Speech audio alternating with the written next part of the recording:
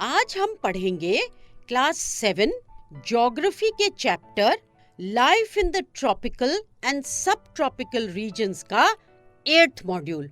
इस मॉड्यूल में हम पढ़ेंगे द गंगा ब्रह्मपुत्रा बेसिन के लोगों के बारे में कुछ फैक्ट्स। नेक्स्ट मॉड्यूल में हम कुछ और फैक्ट्स जानेंगे।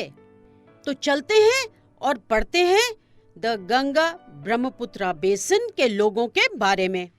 गंगा ब्रह्मपुत्रा बेसिन का सबसे इम्पोर्टेंट फीचर है यहाँ का क्लाइमेट, जो एग्रीकल्चर के लिए बहुत ज्यादा फेवरेबल है, मतलब पॉजिटिव है। और क्योंकि यहाँ एग्रीकल्चर बहुत ज्यादा होता है, मतलब प्रैक्टिस होता है, तो इसीलिए यहाँ क्रॉप्स भी ज्यादा होते हैं। और क्रॉप्स ज्यादा होंगे तो उससे क्या होगा, फूड भी ज्यादा होता है। और इसीलिए यहाँ पॉपुलेशन भी बहुत ज्यादा है, क्योंकि लोग वहीं सेटल करते हैं जहाँ क्रॉप्स ज्यादा हो। और जहाँ एग्रीकल्चर होता है वहाँ लोगों का मेन ऑक्यूपेशन जो है वो एग्रीकल्चर हो जाता है। लेकिन इस बेसिन में ऐसा क्या है जिससे यहाँ इतना ज्यादा एग्रीकल्चर प्रैक्टिस होता है? चलिए जानते हैं। पहली बात, यहाँ पर जो भी रिवर्स फ्लो करती हैं वो पेरेनियल हैं। अब पेरेनियल का मतलब क्या होता है, सोचो, किसी को पता है? चलो हम बता देते हैं। पेरेनियल मतलब उनमें पूरे साल पानी रहता है, क्योंकि वो रेनफॉल पर डिपेंडेंट नहीं होती। इनमें वाटर जो है, पानी जो है, वो ग्लेशियर्स के मेल्ट होने से आता है। तो ये पेरेनियल हो गई, क्योंकि इवन ड्यूरिंग समर्स जो ग्लेशियर हैं वो मेल्ट होते हैं और पानी जो है इन रिवर्स में आता रहता है। मॉनसून्स में तो इनमें पानी होता ही है, कोई भी रिवर में मॉनसून्स में तो पानी होता ही है, सीजनल रिवर्स में भी। मगर जो पेरेनियल रिवर्स हैं उनमें पानी इवन ड्यूरिंग समर्स होता है, क्योंकि वो पानी जो है वो ग्लेशियर्स के मेल्ट होने से आता है। और जब ये पेरेनियल रिवर्स फ्लो करती हैं तो वो अपने साथ फर्टाइल अलूवियल सॉइल लेकर आती हैं माउंटेन्स से। जब ये रिवर्स फ्लो करती हैं तो इनके साथ फर्टाइल सॉइल आता है और क्या होता है, प्लेन्स पर आकर एक जगह ये डिपॉजिट हो जाता है। माउंटेन्स पे तो हो नहीं सकता, तो जब प्लेन्स पे आती हैं ये रिवर्स तो इनकी स्पीड कम हो जाती है, क्योंकि लैंड जो है वो फ्लैट होती है।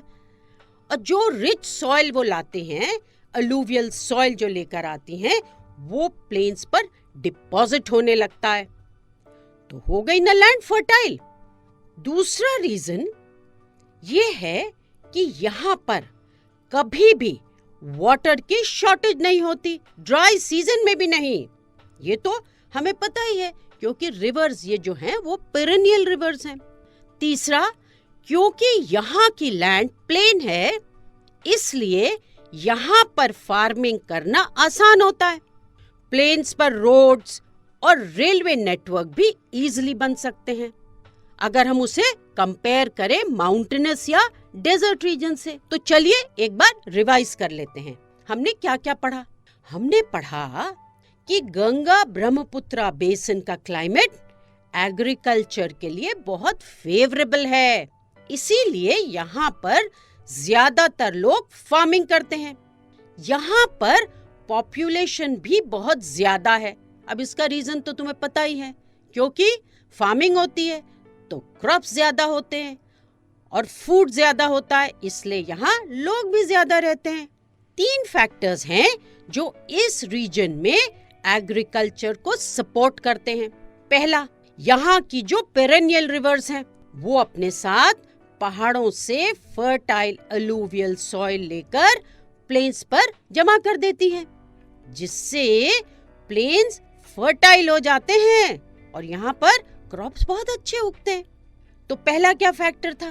पहला फैक्टर था कि यहाँ पर जो रीजन है वहाँ पर पेरेनियल रिवर्स फ्लो करती हैं। पेरिनियल आपको पता ही है, जिनमें हमेशा through out the year water रहता है। और यही रिवर्स फर्टाइल अलूवियल सॉइल लेकर आती हैं और प्लेन्स पर डिपॉजिट कर देती हैं। इससे प्लेन्स फर्टाइल हो जाते हैं। दूसरा, यहाँ पानी की शॉर्टेज नहीं होती ड्राई सीजन में भी, ये तो हमें भी पता है, क्योंकि जो रिवर्स हैं वो पेरिनियल है, मतलब उनमें water through out the year होता है। तीसरा, प्लेन्स पर माउंटेन्स के कंपैरिजन में एग्रीकल्चर करना और रेलवेज और रोड्स बनाना आसान हो जाता है। तो ये 3 फैक्टर्स आपको बहुत अच्छे से याद रखने हैं। पहला कि यहाँ की जो रिवर्स हैं वो पेरिनियल हैं, और ये जब माउंटेन्स से फ्लो करके आती हैं तो फर्टाइल अलूवियल सॉइल लेकर आती हैं जो प्लेन्स पर डिपॉजिट हो जाता है। और दूसरा, यहाँ पानी की कोई शॉर्टेज ही नहीं होती। क्यों? क्योंकि रिवर्स जो है वो पेरिनियल है। और तीसरा, जो प्लेन्स हैं वहाँ पर एग्रीकल्चर करना, कोई भी कंस्ट्रक्शन करना, रेलवेज और रोड्स का नेटवर्क बनाना, ये सब बहुत आसान होता है। So, once again, let us quickly revise what we have done. Climate is favorable for agriculture. Most people practice agriculture. This is the main occupation. This area is thickly populated. Now, what are the factors that support agriculture? Firstly, the perennial rivers deposit fertile alluvial soil which they bring from the mountains on the plains, making the plain fertile. Secondly, no shortage of water even during the dry season.